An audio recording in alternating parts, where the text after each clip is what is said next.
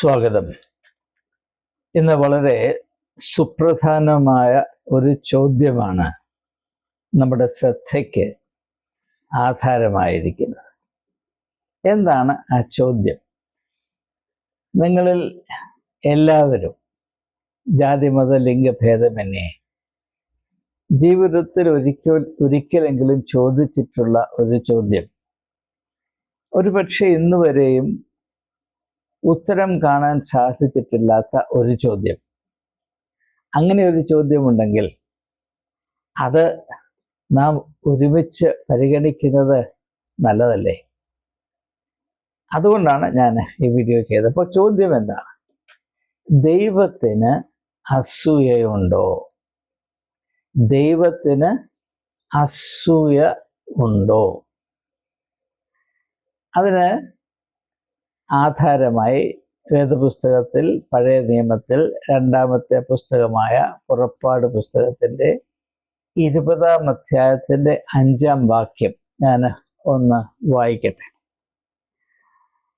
ഇവിടെ 10 കൽപ്പനകൾ നൽകുന്ന സാഹചര്യമാണ്. അതിലൊരു കൽപ്പനയാണ് മറ്റുള്ള അന്യദൈവങ്ങളെ ആരാധിക്കരുത്, അവയെ നമസ്കരിക്കുകയോ സേവിക്കുകയോ ചെയ്യരുത്. നിന്റെ ദൈവമായ യഹോവയായ ഞാൻ തീക്ഷ്ണതയുള്ള ദൈവമാകുന്നു. തീക്ഷ്ണത എന്ന വാക്കാണ് മലയാളത്തിൽ ഉപയോഗിച്ചിരിക്കുന്നത്. ഇംഗ്ലീഷ് ടെക്സ്റ്റിൽ എന്താണ് എഴുതിയിരിക്കുന്നത്? The Lord your God is a jealous God. Jealous എന്ന വാക്കാണ് JEALOUS. ചില ട്രാൻസ്ലേഷനിൽ അതിന് സെലസ് എന്ന വാക്ക് ഉപയോഗിച്ചിട്ടുണ്ട്. Zealous, ZEALOUS. ഞാൻ തീക്ഷ്ണതയുള്ള ദൈവമാണ്, ഞാൻ അസൂയയുള്ള ദൈവമാണ്. തീക്ഷ്ണതയുണ്ടെങ്കിൽ അസൂയ ഉണ്ടായിരിക്കും. അസൂയ നമ്മുടെ തീക്ഷ്ണതയ്ക്ക് ആനുപാതികം ആയിരിക്കും. ഇപ്പോൾ ഒരു യുവാവ് ഒരു യുവതിയെ സ്നേഹിക്കുന്നു.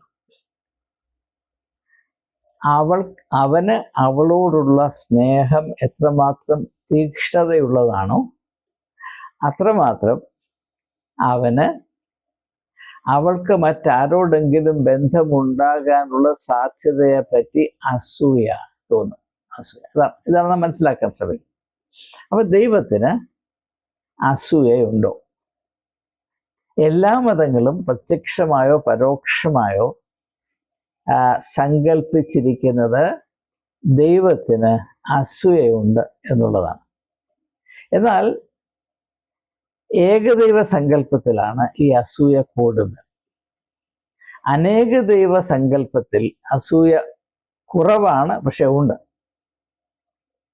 അതിനകത്ത് തന്നെ ദൈവങ്ങൾക്ക് അങ്ങോട്ടും ഇങ്ങോട്ടും അസൂയ ഉള്ളത് കൊണ്ടാണല്ലോ ഈ ഷൈവൈറ്റ്സും ശിവനെ വിഷ്ണുവിനെ ആരാധിക്കുന്നവരും ശിവനെ ആരാധിക്കുന്നവരും തമ്മിലുള്ള വലിയ പ്രശ്നം ഹിന്ദുമതത്തിൽ. അപ്പോൾ അസൂയയുള്ള ദൈവമുണ്ടോ? ദൈവത്തിന് അസൂയ ഉണ്ടായിരിക്കും.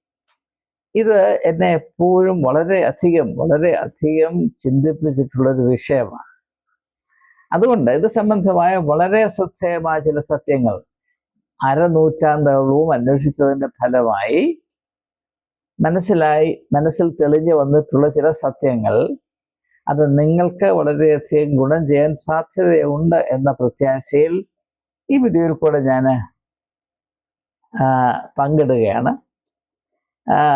ക്രിസ്ത്യാനികളായ എൻ്റെ പ്രേക്ഷകരോട് എനിക്ക് ആദ്യമേ പറയാനുള്ളത്, നിങ്ങൾ ദയവായി ഈ ഞായറാഴ്ച പള്ളിയിൽ പോകുമ്പോൾ നിങ്ങളുടെ അച്ഛനെ ഒന്ന് ഒരു സ്ഥലത്തോട്ട് മാറ്റി നിർത്തി ചോദിക്കണം, നമ്മുടെ ദൈവത്തിന് അസൂയയുണ്ടോ? അസൂയുണ്ടെങ്കിൽ ആ അസൂയ എന്താണ്? മനുഷ്യർക്ക് അസൂയ വരാൻ നമുക്ക് മനസ്സിലാകാം. എന്നാൽ ദൈവത്തിന് അസൂയുണ്ട് എന്ന് പറഞ്ഞാൽ ഞങ്ങൾ അതിനെ എങ്ങനെയാണ് മനസ്സിലാക്കേണ്ടതെന്ന് ചോദിച്ചാൽ അപ്പോൾ നിങ്ങൾക്കൊരു പ്രത്യേകമായ അനുഭവം ഉണ്ടാകും. ആ അനുഭവം എന്താണെന്ന് നിങ്ങൾ സ്വന്തമായി അറിഞ്ഞാൽ മതി, ഞാനായിട്ട് പറഞ്ഞു മനസ്സിലാക്കും. ഏതായാലും ഇത് വളരെ പ്രാധാന്യമർഹിക്കുന്ന ഒരു വിഷയമാകൊണ്ട് ഞാൻ നിങ്ങളോട് കൈകൂപ്പി അപേക്ഷിക്കുകയാണ്. നിങ്ങൾ ദയവായി ഈ വീഡിയോ ആദ്യം മുതൽ അവസാനം വരെ വളരെ ശ്രദ്ധയോടെ കാണുകയും ഇതിലെ ചിന്തകൾ തുറന്ന മനസ്സോടെ വിലയിരുത്തുകയും ചെയ്യണം. ഏതെങ്കിലും ഒരു ആശയം അവതരിപ്പിക്കുമ്പോൾ അതിൻ്റെ ഒരു മുറി കണ്ടിട്ട് എടുത്തു ചാടുന്നത് നമ്മുടെ തന്നെ വ്യക്തിത്വത്തിന് നല്ലതല്ല. അത് നമ്മുടെ അല്പത്തരവും ഉപരിപ്ലവതയും കാണിക്കുന്നു. ഒരു ആശയത്തെ വിമർശിക്കണമെങ്കിൽ ആ ആശയത്തെ അതിൻ്റെ പൂർണ്ണതയിൽ മനസ്സിലാക്കുക എന്നത് അടിസ്ഥാനപരമായ ഒരു ബൗദ്ധികമായ അച്ചടക്കമാണ്. It's intellectual discipline. അത് സ്വന്തം വ്യക്തിത്വത്തെ മാനിക്കുന്ന ഏവരും പാലിക്കുന്ന ഒരു പ്രമാണമാണ്. ഏതായാലും നമുക്ക് മുൻപോട്ട് പോകും. ഈ വിഷയം വളരെയധികം ആഴത്തിൽ ചിന്തിക്കേണ്ട ഒരു വിഷയമാകിയാൽ ഞാൻ നോട്ട്സ് എഴുതിയിട്ടുണ്ട്. അതുകൊണ്ട് ഇനിയും അങ്ങോട്ടുള്ള സമയങ്ങളിൽ നോട്ട്സിൽ മാത്രം കേന്ദ്രീകരിച്ച് നമുക്ക് മുൻപോട്ട് പോകാം. ഞാൻ നിങ്ങളെ നോട്ട്സിലേക്ക് ക്ഷണിക്കുന്നു. ഇതാ ഞാൻ ടൈറ്റിലായിട്ട് കൊടുത്തിരിക്കുന്നത് ഡീകോഡിങ് ദ ജെലസ് ഗോഡ്. അതായത് അസൂയുള്ള ദൈവത്തെ ഒന്ന് മനസ്സിലാക്കാൻ ശ്രമിക്കാം.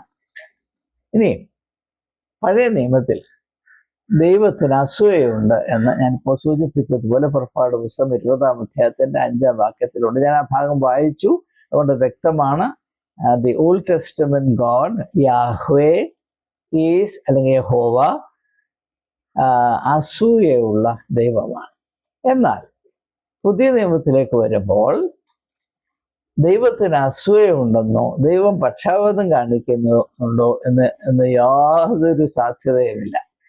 അങ്ങനെ ഇല്ല എന്ന് വ്യക്തമായി പറഞ്ഞിട്ടുണ്ട്. അപ്പോസ്തലപ്രവൃത്തിയുടെ പുസ്തകം 10-ാം അധ്യായം 11-ാം അധ്യായം ഈ 2 അധ്യായങ്ങൾ വായിക്കുമ്പോൾ പത്രോസിന് നൽകിയ ദർശനത്തിൽ വളരെ ശക്തമായി പറഞ്ഞിരിക്കുന്നത് ദൈവം പക്ഷാഭേദം കാണിക്കുന്ന ദൈവമല്ല. ദൈവത്തിന് പക്ഷാഭേദമില്ലെങ്കിൽ ദൈവത്തിന് അസൂയ ഉണ്ടാകാൻ സാധ്യമല്ല. അപ്പൊ അതുകൊണ്ട് ഇതൊരു പ്രത്യേകതയാണ്. എന്തുകൊണ്ടാണ് പുതിയ നിയമത്തിൽ യഹോവയെ ദൈവമായി അറിയുക, അല്ലെങ്കിൽ ദൈവത്തെ യഹോവയെ അറിയുകയും യഹോവയ്ക്ക് അസൂയുണ്ട്, അസൂയുള്ള ദൈവമാണ് യഹോവ എന്ന് പറഞ്ഞിരിക്കുന്നത്. നമുക്കിനി ഇത് മനസ്സിലാക്കാനുള്ള ശ്രമം.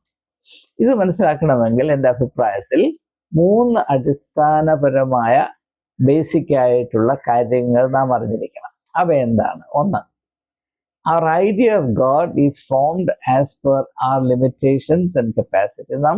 നാം ദൈവത്തെ പറ്റിയുള്ള ആശയങ്ങൾ, ദൈവത്തെ മനസ്സിലാക്കുന്ന വിധത്തിൽ നമ്മുടെ പരിമിതികളും നമ്മുടെ കഴിവുകളും പ്രതിബിംബിച്ചിരിക്കും. അതായത് നമ്മുടെ പരിമിതികൾ അനുസരിച്ച് മാത്രമേ നമുക്ക് ദൈവത്തെ മനസ്സിലാക്കാൻ സാധിക്കുകയുള്ളൂ. ഇവിടെ ഞാൻ മാർസിയൻ എന്ന ചുവന്ന മഷിയിൽ ഒരു പേരെഴുതിയിട്ടുണ്ട്. മാർസിയൻ എന്ന് പറയുന്നത്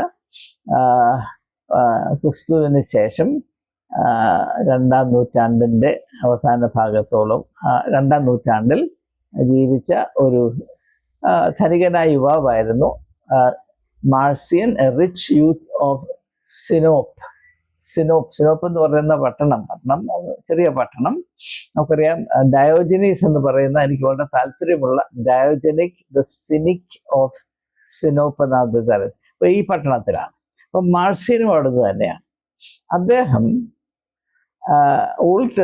പഴയ നിയമത്തിലെ ദൈവമായ യഹോവയെ പറ്റി പറഞ്ഞിരിക്കുന്നത് എന്താണ്? അദ്ദേഹം പറയുന്നത് പഴയ നിയമത്തിലെ യഹോവ വളരെ ക്രൂരനായ, അല്പം പോലും ദയയില്ലാത്ത, ഒരു വിധത്തിലും മനസ്സലിയാത്ത ഒരു ദൈവമാണ്.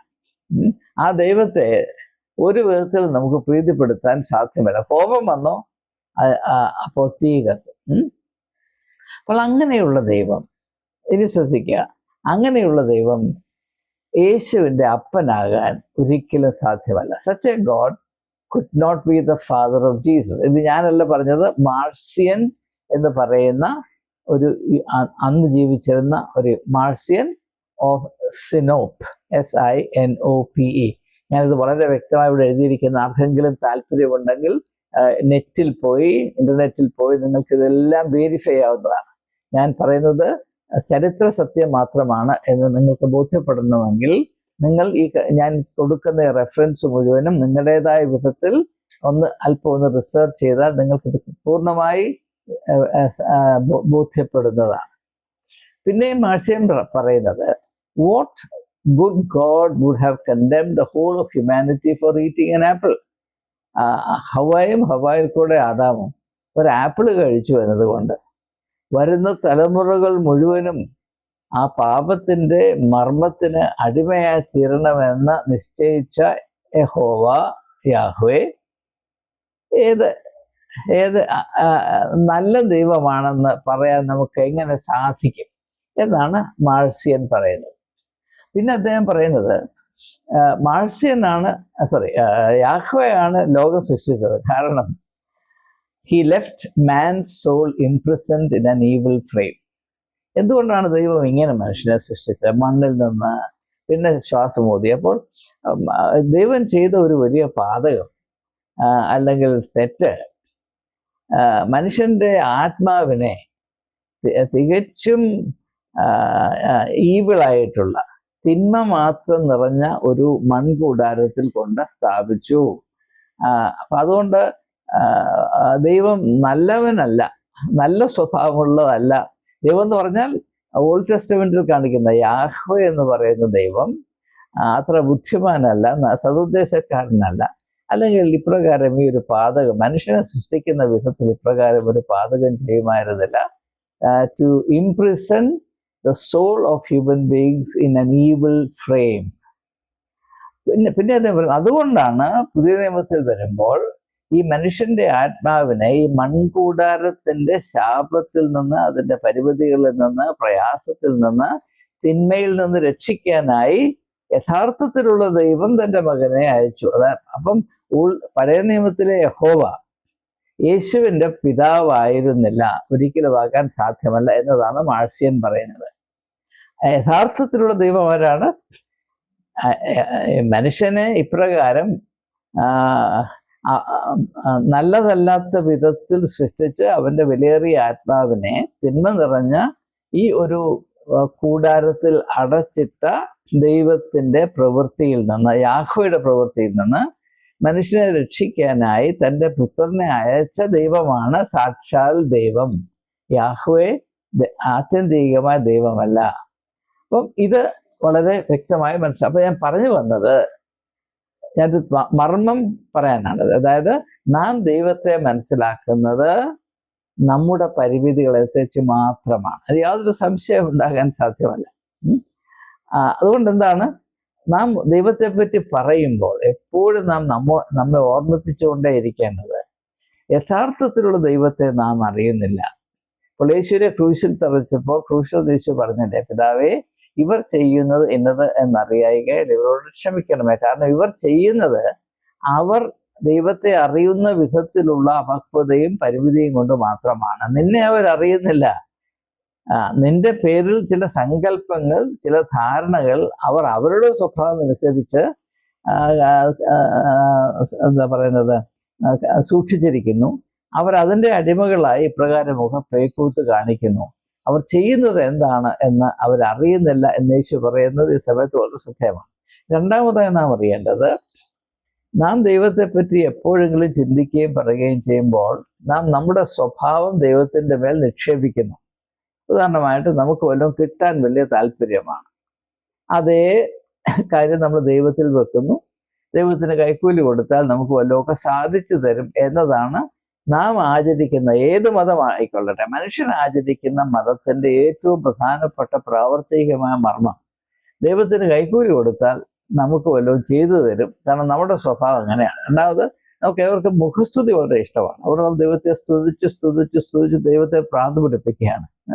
അങ്ങനെ നമ്മുടേതായ സ്വഭാവ ദൂഷ്യങ്ങളും നാം ദൈവസങ്കല്പത്തിൽ കൊണ്ട് വെക്കാറുണ്ട്. അപ്പോൾ പിന്നെ എക്സ്ക്ലൂസിവിറ്റി, ചിലത് നമ്മുടേത് മാത്രമായിരിക്കണം, എൻ്റെ സ്വകാര്യ സ്വത്തായിരിക്കണം. ഇപ്പം എൻ്റെ ഭാര്യ, എൻ്റെ മക്കൾ, എൻ്റെ പറമ്പ്, എൻ്റെ വീട്, ഇത് എൻ്റെ സ്വകാര്യ സ്വത്താണ്. അതുപോലെയാണ് മനുഷ്യൻ ദൈവത്തെയും കാത്തു സൂക്ഷിക്കുന്നത്. ഇത് ഒരിക്കലും സത്യദൈവത്തോട് അറിയുന്ന വിധത്തിന് നിരക്കുന്നതല്ല എന്ന് ദയവായി മനസ്സിലാക്കുക. മൂന്നാമതായി, our idea of how our relationship to God must be preserved is influenced by our idea of sexuality. ഇത് വളരെ കോൺട്രവേഴ്ഷ്യലായിട്ട് നിങ്ങൾക്ക് തോന്നും. മനുഷ്യൻ്റെ ലൈംഗികമായ കാഴ്ചപ്പാട് എന്താണ്, അതനുസരിച്ച് മാത്രമാണ് മനുഷ്യൻ അവനും ദൈവവുമായിട്ടുള്ള ബന്ധത്തെ മനസ്സിലാക്കുന്നത്. ഒരു ചെറിയ പ്രത്യക്ഷമായ ഉദാഹരണം പറഞ്ഞാൽ, ക്രിസ്ത്യാനികൾ എന്തുകൊണ്ടാണ് സഭയെ യേശുവിൻ്റെ മണവാട്ടിയായി മനസ്സിലാക്കുന്നത്? Church as the bride of Jesus. ഞാൻ വളരെ ചെറുപ്പത്തിൽ, ഇപ്പോഴും ഇത് ചിന്തിക്കുമ്പോഴേക്കുള്ളിൽ അല്പം നാണമൊക്കെ വരാറുണ്ട്. കാരണം ഞാനൊരു പുരുഷനാണ്, ഞാനൊരു സഭയുടെ അംഗമാണ്. പക്ഷെ യേശുവിനോടുള്ള ബന്ധത്തിൽ ഞാൻ പെണ്ണാണ്. കാരണം സഭ യേശുവിന് മണവാട്ടിയാണ്, ഞാൻ സഭയുടെ അംഗമാണ്, അതുകൊണ്ട് ഞാനും മണവാട്ടിയാണ്. പക്ഷെ ഞാനൊരു പുരുഷനാണ്. എനിക്ക് എക്കാലത്തും ഇത് വളരെ വളരെ ചിന്താക്കുഴപ്പം അസഹനീയമായ ചിന്താക്കുഴപ്പം ഉണ്ടാക്കുന്ന ഒരു കാര്യമാണ്. സോ സഭയെന്ന് പറഞ്ഞാൽ ഞാൻ അവിടെ ബ്രാക്കറ്റിൽ എഴുതി വെച്ചിട്ടുണ്ട്, ഈവൻ മെൻ ആർ വിമൻ.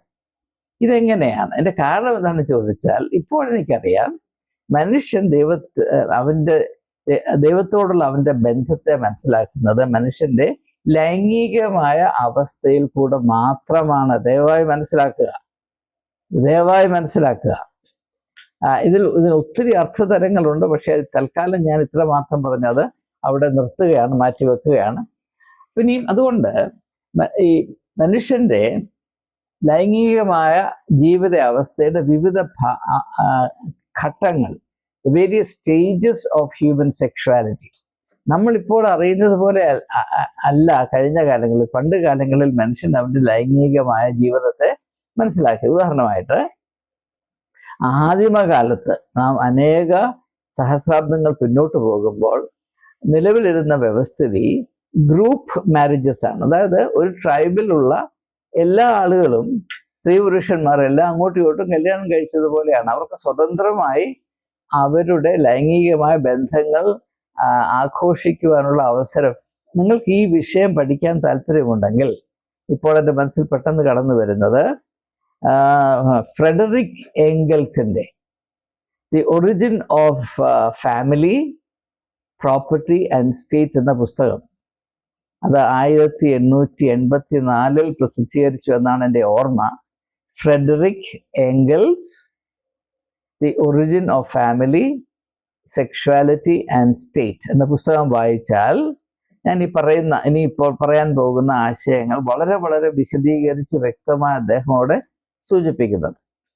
അപ്പോൾ അദ്ദേഹം പറയുന്ന ആദ്യത്തെ ഘട്ടത്തിൽ മനുഷ്യൻ ഗ്രൂപ്പ് മാരേജസ് ആയിരുന്നു. അതായത് ഒരു പുരുഷന് ഒരു സ്ത്രീ എന്ന സങ്കല്പം വളരെ വളരെ വളരെ വൈകിട്ടാണ് മനുഷ്യന്റെ അനുഭവത്തിലും ചരിത്രത്തിലും കടന്നു വരുന്നത്. അത് അപ്പോൾ ഗ്രൂപ്പ് മാരേജസ്, അതിൻ്റെ ഉദാഹരണം പറഞ്ഞാൽ പ്ലേറ്റോയുടെ റിപ്പബ്ലിക്കിൽ അദ്ദേഹം ഇതാണ് പറയുന്നത്. ഒരു രാജ്യത്തിന്, ഒരു സ്റ്റേറ്റിന് സ്ഥിരതയുണ്ടാകണമെങ്കിൽ ഫാമിലി എന്ന് പറയുന്ന കോൺസെപ്റ്റ് വലിയൊരു പ്രശ്നമാണ്. കാരണം അത് ഫാമിലി അല്ലെങ്കിൽ കുടുംബം എന്നത് സ്വാർത്ഥതയുടെ ഒരു ഘടകമാണ്. കുടുംബത്തിൻ്റെ വരമ്പിനപ്പുറത്ത് കടന്ന് ചിന്തിക്കാൻ മനുഷ്യർക്ക് സ്വാതന്ത്ര്യമുള്ളപ്പോൾ കഴിയുമ്പോൾ മാത്രമേ യഥാർത്ഥത്തിൽ നല്ല ഒരു സ്റ്റേറ്റ് അല്ലെങ്കിൽ ഒരു രാജ്യം ഉണ്ടാകുകയുള്ളൂ. അതുകൊണ്ട് ഈ ഒരു പുരുഷനൊരു സ്ത്രീ എന്ന ക്രമീകരണം മാറ്റിയിട്ട് താല്പര്യമുള്ള പോലെ ആർക്കും ആരെയും പരിഗ്രഹിക്കാനുള്ള, ശാരീരിക ബന്ധം പുലർത്താനുള്ള അവകാശം ഉണ്ടാകുന്നാൽ മാത്രമേ ഒരു ഐഡിയൽ റിപ്പബ്ലിക് ഉണ്ടാകുകയുള്ളൂ എന്നതാണ് പ്ലേറ്റോ റിപ്പബ്ലിക്കിൽ പറയുന്നത്. അപ്പം അത് ഇതിനൊരു ഉദാഹരണമാണ്. രണ്ടാമതായിട്ട് അടുത്ത സ്റ്റേജിലാണ് പെയറിംഗ് ഫാമിലി. അതായത് ഒരു കുഞ്ഞിന് ജന്മം കൊടുക്കേണ്ടതിന് മാത്രം ഒരു സ്ത്രീയും പുരുഷനും ആ കാലഘട്ടത്തിൽ മാത്രം അവർ ബന്ധപ്പെട്ടിരിക്കുന്നു. അത് കഴിഞ്ഞാൽ അവർ അവരുടെ വഴിക്ക് പോകുന്നു. പെയറിംഗ് ഫാമിലി എന്ന് പറയുന്നത്. അതിനുശേഷം മൂന്നാമത്തെ ഘട്ടത്തിലാണ് ഈ മൊണോഗമസ് ഫാമിലി, അതായത് ഒരു പുരുഷൻ ഒരു സ്ത്രീ. ആ ഘട്ടത്തിലാണ് ലൈംഗികമായ അസൂയ വരുന്നത്, സെക്ഷൽ ജലസി ഉണ്ടാകുന്നത്. ആ ഗ്രൂപ്പ് മാരേജ് സ്റ്റേജിൽ ഈ ലൈംഗികമായ എന്താണ് പറയുന്നത്, അസൂയ അല്പം പോലും ഉണ്ടാകുകയില്ല. പെയറിംഗ് ഫാമിലിയിൽ ആ ഒരു ചെറിയ ഘട്ടത്തിലുണ്ടാകും. എന്നാൽ മൊണോഗമസ് ഫാമിലിയിൽ, അതായത് ഒരു പുരുഷൻ ഒരു സ്ത്രീ ഏക ഭാര്യ എന്ന അവസ്ഥയിൽ വരുമ്പോഴാണ് ഈ സെക്ഷൽ ജലസി ഉണ്ടാകുന്നത്. അതുകൊണ്ട് ഇതേ ആശയം ദൈവത്തിന് മുമ്പ് പുറത്ത് മനുഷ്യൻ കൊണ്ടുവെക്കുന്നു.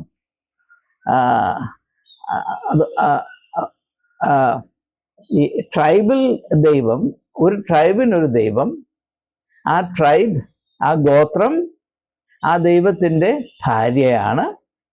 അല്ലെങ്കിൽ കന്യകയാണ്, അല്ലെങ്കിൽ മണവാട്ടിയാണ്. അങ്ങനെ വരുമ്പോൾ ആ ദൈവത്തിന് തൻ്റെ മണവാട്ടി എന്ന് പറയുന്ന ഈ ഗ്രൂപ്പിലുള്ള ആരെങ്കിലും മറ്റ് എന്താ പറയുന്നത് ഗോത്രത്തിലെ ദൈവത്തെ ആരാധിച്ചാൽ ന്യായമായും ദൈവത്തിന് അസൂയ വരും. അപ്പം അങ്ങനെ ഒരു പുരുഷൻ ഒരു സ്ത്രീ എന്ന സങ്കല്പത്തിൽ നിന്ന് അസൂയ ഉണ്ടാകുന്നു. ആ അസൂയ മനുഷ്യർ ദൈവമുള്ള ബന്ധത്തിന്മേൽ കൊണ്ടുവെക്കുന്നു. ഇത് വേണ്ടതുപോലെ വിശദീകരിച്ച് പറഞ്ഞാൽ ഒത്തിരി സമയമെടുക്കും. നിങ്ങൾ ദയവായി പുസ്തകം വായിക്കുക. ഏറ്റവും വ്യക്തമായും ലളിതമായും ഈ വിഷയം കൈകാര്യം ചെയ്തിരിക്കുന്ന പുസ്തകത്തെയാണ് ഞാൻ റെഫർ ചെയ്തിരിക്കുന്നത്. മറ്റ് അനേക പുസ്തകങ്ങൾ അങ്ങനെയുണ്ട്. അപ്പൊ എന്തുകൊണ്ട് നാം ഇത് ഞാനിപ്പോൾ അവതരിപ്പിച്ചത്, അതായത് മനുഷ്യൻ അവൻ്റെ ദൈവത്തോടുള്ള ബന്ധത്തെ മനസ്സിലാക്കുന്നത് അവൻ്റെ ലൈംഗികമായ അവസ്ഥ എന്താണ് എന്നതിനെ ആശ്രയിച്ചാണ് എന്നത് നാം എന്തുകൊണ്ട് തിരിച്ചറിയണമെന്ന് ചോദിച്ചാൽ, all our ideas about God in every tradition are seriously limited.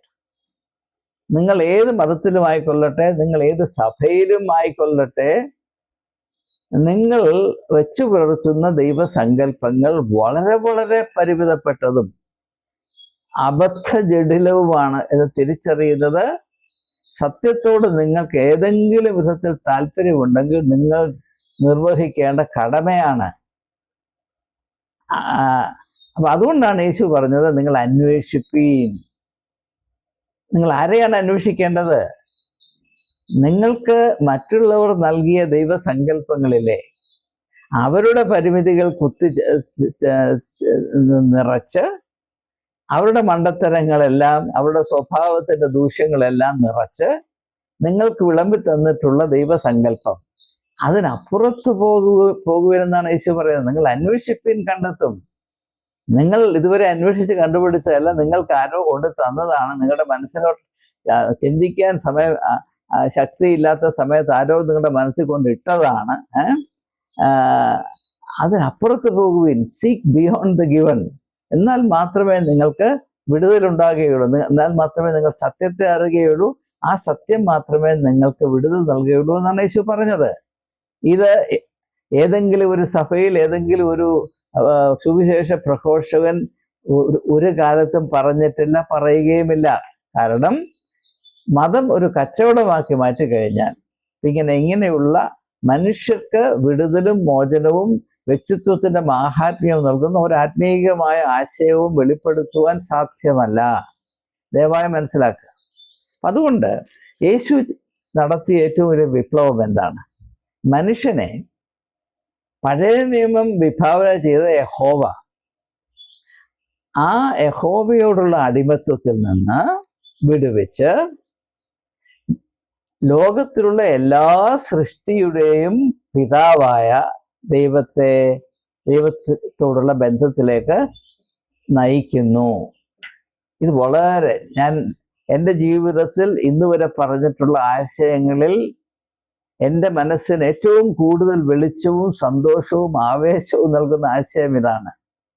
യേശുവിൻ്റെ ആത്മീയ ദൗത്യം എന്താണെന്ന് ചോദിച്ചാൽ, പഴയ നിയമത്തിൽ യഹൂദനറിഞ്ഞ യഹോവയുടെ അടിമത്വത്തിൽ നിന്ന് മനുഷ്യനെ വിടുവിച്ച് സ്വർഗസ്ഥനായ പിതാവ് എന്ന വിധത്തിൽ നാം ദൈവത്തെ അറിയുന്ന സത്യത്തിൻ്റെയും വിടുതലിൻ്റെയും അവസ്ഥയിലേക്ക് മനുഷ്യരെ കൊണ്ടുവരിക എന്നതായിരുന്നു യേശുവിൻ്റെ ദൗത്യം. അത് മനസ്സിലാക്കാതെ നമുക്ക് യേശുവിനെയോ സുവിശേഷത്തിൻ്റെ ഏതെങ്കിലും ഭാഗത്തെയോ അതിൻ്റെ ആത്മാവിലും സത്യത്തിലും നമുക്ക് അറിയുവാൻ സാധ്യമല്ല എന്ന് ഞാൻ സാക്ഷ്യപ്പെടുത്തുന്നു. അപ്പം ഇവിടെ ഒരു പ്രശ്നം എന്താണ്? യേശു പറയുന്നു, സ്വർഗസ്ഥനായ ഞങ്ങളുടെ പിതാവേ. എൻ്റെ പിതാവേ എന്നല്ല പറയുന്നത്, ദയവായി ശ്രദ്ധിക്കുക. സ്വർഗസ്ഥനായ ഞങ്ങളുടെ പിതാവ്. ഈ ഞങ്ങൾ എന്ന പദം നാം ഇനിയും എങ്ങനെയാണ് മനസ്സിലാക്കേണ്ടത്? ക്രിസ്ത്യാനികൾ മനസ്സിലാക്കിയിരിക്കുന്നത് ക്രിസ്ത്യാനികൾ മാത്രമാണ് ഞങ്ങൾ. ഒരു കുടുംബത്തിൽ ഈ പ്രാർത്ഥന ചൊല്ലുമ്പോൾ അതിലെ അംഗങ്ങൾ വിചാരിക്കും ഞങ്ങൾ കുടുംബത്തിലെ അംഗങ്ങളുടെ മാത്രം ദൈവമാണ്. ഒരു ചെറിയ സഭയുടെ അംഗങ്ങൾ പറയുമ്പോൾ ആ സഭയുടെ മാത്രം ദൈവം. അങ്ങനെയല്ല. സർവചരാചരങ്ങളെയും അണ്ടകടാഹത്തെയും സൃഷ്ടിക്കുകയും പരിപാലിക്കുകയും ചെയ്യുന്ന ആ ദൈവമാണ് ഞങ്ങളുടെ ദൈവം. അങ്ങനെയെങ്കിൽ ഈ ദൈവത്തിന് മുസ്ലിങ്ങളായ നമ്മുടെ സഹോദരി സഹോദരന്മാരെ സ്നേഹിക്കാൻ കഴിയുമോ? ഞാൻ എന്നോട് തന്നെ ചോദിക്കുകയാണ്. കാരണം ഇപ്പോൾ കേരളത്തിൽ മുസ്ലിങ്ങളെ വെറുക്കുന്നത് ക്രിസ്തീയമായ ഒരു മേന്മയാണ് എന്നുവരെ ചിന്തിക്കുന്ന ഒരു അവസ്ഥയിലേക്ക് നാം അധപ്പതിക്കുമ്പോൾ ഇങ്ങനെയുള്ള യാഥാർത്ഥ്യങ്ങൾ അതിൻ്റെ ചരിത്രപരമായ സത്യസന്ധതയിൽ മനസ്സിലാക്കാനുള്ള ധൈര്യം യേശുവിനെ അറിയുകയും സ്നേഹിക്കുകയും ചെയ്യുന്ന അവകാശപ്പെടുന്നവരെങ്കിലും കാട്ടുവാൻ കൂട്ടാക്കണമെന്ന് കർത്താവായ യേശു ക്രിസ്തുവിന്റെ നാമത്തിൽ ഞാൻ നിങ്ങളോട് അപേക്ഷിക്കുകയാണ്. അപ്പോൾ സ്വർഗസ്ഥനായ ഞങ്ങളുടെ പിതാവേ എന്ന് പറയുമ്പോൾ ഉടനെ നമ്മുടെ ഉള്ളിലുള്ള കൈൻ തലയെടുക്കും. എന്താണ് കൈൻ? ഞാനിവിടെ എഴുതിയിരിക്കുന്നത് ദ കൈൻ പ്രിൻസിപ്പിൾ കിക്സ് എന്ന് പറഞ്ഞ കൈൻ എന്ന് പറഞ്ഞാൽ എന്തുകൊണ്ടാണ് കൈൻ അവന്റെ സഹോദരനായ ഹാബേലിനെ കൊന്നത്?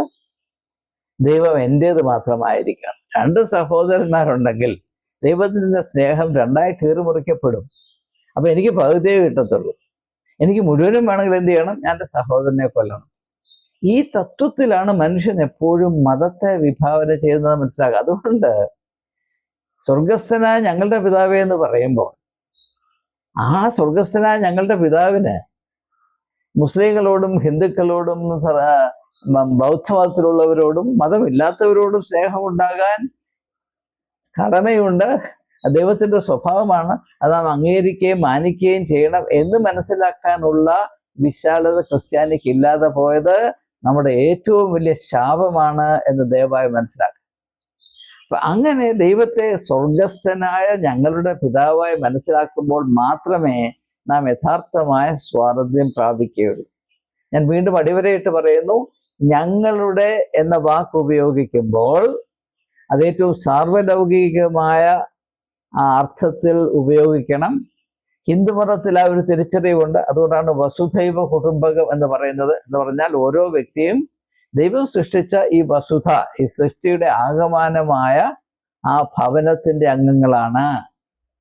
യാതൊരു വിധത്തിലുള്ള ചേരിതിരിവും സാധ്യമല്ല എന്ന് പറഞ്ഞിട്ടും ഹിന്ദുമതത്തിൽ കാസ്റ്റ് ഉണ്ടാക്കി വെച്ചു. ഇത് മതത്തിൽ സംഭവിക്കുന്ന ഒരു ഭ്രാന്താണ്. അതിൻ്റെ ആത്മീയമായ വെളിച്ചം ഒരു വശത്തും അതിൻ്റെ പ്രവൃത്തി അന്ധകാരത്തിൻ്റെ വശത്തേക്കുമായിരിക്കും. അത് നാം മനസ്സിലാക്കേണ്ട ഒരു യാഥാർത്ഥ്യമാണ്. അപ്പോൾ യേശു പറഞ്ഞു, സത്യം നിങ്ങളെ സ്വതന്ത്രരാക്കും. എന്താണ് ഈ സത്യം? നിങ്ങൾ ഇതുവരെ അറിഞ്ഞ ദൈവസങ്കല്പങ്ങൾ എല്ലാം വളരെ പരിമിതവും വളരെ അധികം പോഷത്വം നിറഞ്ഞതുമാണ്. നിങ്ങളുടേതായ വൈകൃതങ്ങൾ നിങ്ങൾ ദൈവത്തിൻ്റെ തലയിൽ കൊണ്ടുവെക്കുന്നു. അതനുസരിച്ച് നിങ്ങൾ ഭ്രാന്ത് പിടിച്ചവരെ പോലെ ജൽപ്പിക്കുന്നു, പ്രവർത്തിക്കുന്നു. ഇതിൽ നിങ്ങൾക്ക് വിടുതൽ ഉണ്ടാകണമെങ്കിൽ നിങ്ങൾ യഥാർത്ഥത്തിൽ ദൈവത്തെ അറിയണം. അത് നിങ്ങൾ അന്വേഷിച്ച് മനസ്സിലാക്കണം. ആ അന്വേഷണത്തിൻ്റെ വഴിയാണ് ഞാൻ വഴിയാണെന്ന് പറയുമ്പോൾ ഞാൻ ആ അന്വേഷണത്തിൻ്റെ വഴിയാണ്. അങ്ങനെ യേശു അന്വേഷിച്ചത് കൊണ്ടാണ് യഹൂദന്മാർ നൂറ്റാണ്ടുകളായി സഹസ്രാബ്ദങ്ങളായി അള്ളിപ്പിടിച്ചിരുന്ന ദൈവസങ്കല്പം, അതായത് യാഹ്വേ എന്ന് പറഞ്ഞാൽ യഹൂദിന്റെ മാത്രം ദൈവമാണ്, യഹൂദിന്റെ സ്വകാര്യ സ്വത്താണ്. ആ ഒരു പൊട്ടത്തരത്തിൽ നിന്ന് വിടുതൽ പ്രാപിച്ച് ഒരു വിശാലമായ ദൈവസങ്കല്പം, സർവസൃഷ്ടിയുടെയും പിതാവായി ദൈവത്തെ അറിയുന്നതും അതാണ് സത്യം. ആ സത്യം നിങ്ങളെ വിടുവിക്കും എന്ന് യേശു പറഞ്ഞത് മനസ്സിലാക്കാനുള്ള ത്രാണി ക്രിസ്ത്യാനിക്ക് ഇല്ലാതെ പോയത് മനുഷ്യജാതിക്ക് തന്നെ സംഭവിച്ച വലിയ ദുരന്തമാണ് എന്ന് തിരിച്ചറിയേണ്ട നാൾ വൈകിയിരിക്കും. അപ്പൊ ഈ സത്യമാണ് മനുഷ്യന്റെ സ്വഭാവത്തിന്റെ ഏറ്റവും വലിയ ഊർജ്ജസ്വലമായ ഘടകം. ഈ സ്വാതന്ത്ര്യം യേശു പറഞ്ഞു, ഞാൻ മനുഷ്യനെ വിടുവിക്കാൻ വന്നാൽ ഏതിൽ നിന്നാണ് വിടുവിക്കുന്നത്? പഴയ നിയമത്തിൽ ഉണ്ടായിരുന്ന ദൈവസങ്കല്പം. ആ ദൈവസങ്കല്പം കൊണ്ടാണ് യഹൂദൻ ഇന്നും സമാധാനത്തോടെ ജീവിക്കാൻ കഴിയാത്തത് ദയവായി മനസ്സിലാക്കുക.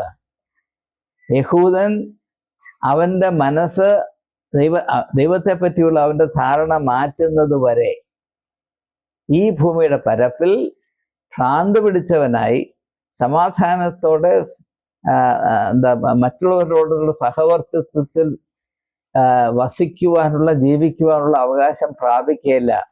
യഹൂദന്റെ ഏറ്റവും വലിയ ശാപം അവൻ അള്ളിപ്പിടിച്ചിരിക്കുന്ന ദൈവസങ്കല്പമാണ്, അത് പൈശാചികമാണ് എന്ന് യേശു തിരിച്ചറിഞ്ഞു. ക്രിസ്ത്യാനിക്ക് അത് തിരിച്ചറിയാൻ ധൈര്യമില്ല, അത് മറ്റൊരു കാര്യമാണ്. അതിൽ നിന്ന് യഹൂദനെയും മനുഷ്യജാതിയാകുവാനും വിടുവിക്കുവാനാണ് യേശു വന്നത്. അതുകൊണ്ടാണ് ഞാൻ യേശു ലോകത്തിൻ്റെ വിടുതലിൻ്റെ മർമ്മമാണ് എന്ന് പറയുന്നത്. ലോകത്തിൻ്റെ, മനുഷ്യജാതിയുടെ. കാരണം മനുഷ്യന്റെ സ്വഭാവം ഇങ്ങനെയാണ്. ആ സ്വഭാവം അനുസരിച്ച് മനുഷ്യൻ വിവിധമായ ദൈവസങ്കല്പങ്ങൾ കാലാകാലങ്ങളിൽ നിർമ്മിക്കുന്നു. ആ ദൈവസങ്കല്പങ്ങൾ പരസ്പരം അസൂയയിലാണ്, അങ്ങോട്ടും ഇങ്ങോട്ടും കടിക്കുകയും തൊഴിക്കുകയുമാണ്. ഒരിക്കലും മനുഷ്യനെ സമാധാനത്തോടെ ജീവിക്കാൻ അനുവദിക്കാത്തത് മനുഷ്യൻ തന്നെ നിർമ്മിച്ചു വെച്ചിരിക്കുന്ന ദൈവസങ്കല്പങ്ങളോടുള്ള അവരുടെ അടിമത്വമാണ്. നാം അടിമകളാണ്. ഈ അടിമത്വത്തിൽ നിന്ന് മനുഷ്യനെ വിടുവിക്കാനാണ് യേശു വന്നത്. ഇപ്പോൾ തന്നെ സമയം 30 മിനിറ്റ് ആയതുകൊണ്ട് ഞാൻ ഇവിടെ തൽക്കാലം ഉപസംഹരിക്കുകയാണ്. അടുത്ത വീഡിയോയിൽ ബാക്കി കാര്യങ്ങൾ പറയാം, അല്ലെങ്കിൽ ഈ വീഡിയോ കൊണ്ട് ദീർഘിച്ചു പോകും. ഞാൻ ഉദ്ദേശിച്ചതിനേക്കാൾ കൂടുതൽ വിശദീകരണങ്ങൾ നൽകാൻ ഇടയായിപ്പോയി. ഞാൻ നിങ്ങളോട് ക്ഷമ ചോദിക്കുന്നു. ദയവായി അടുത്ത വീഡിയോ കാണുക. വളരെ അധികം പ്രസക്തിയുള്ള ചിന്തകൾ, അവഗണിക്കപ്പെട്ട് കിടക്കുന്ന ചിന്തകൾ, തികച്ചും അനിവാര്യമായ ചിന്തകൾ, മനുഷ്യന്റെ വിടുതലിന് അനിവാര്യമായ ചിന്തകളാണ് ഈ വീഡിയോയിൽ ഞാൻ ഉൾപ്പെടുത്തിയിരിക്കുന്നത്. ഇതിൻ്റെ തുടർച്ചയായി അടുത്ത വീഡിയോ കൂടെ കാണുമ്പോൾ മാത്രമേ എൻ്റെ ആശയത്തിൻ്റെ പൂർണ്ണമായ സ്വഭാവം നിങ്ങൾക്ക് വെളിപ്പെട്ട് വരികയുള്ളൂ. ദയവായി ഇത് രണ്ടും ഒരു പഠനം എന്ന വിധത്തിൽ വളരെ ശ്രദ്ധയോടെ വേണമെങ്കിൽ നോട്ട്സ് എഴുതി, അത് എഴുതത്തക്കവണ്ണമാണ് ഞാൻ ഈ നോട്ട്സ് ഇതിൽ പ്രൊജക്റ്റ് ചെയ്തിരിക്കുന്നത്.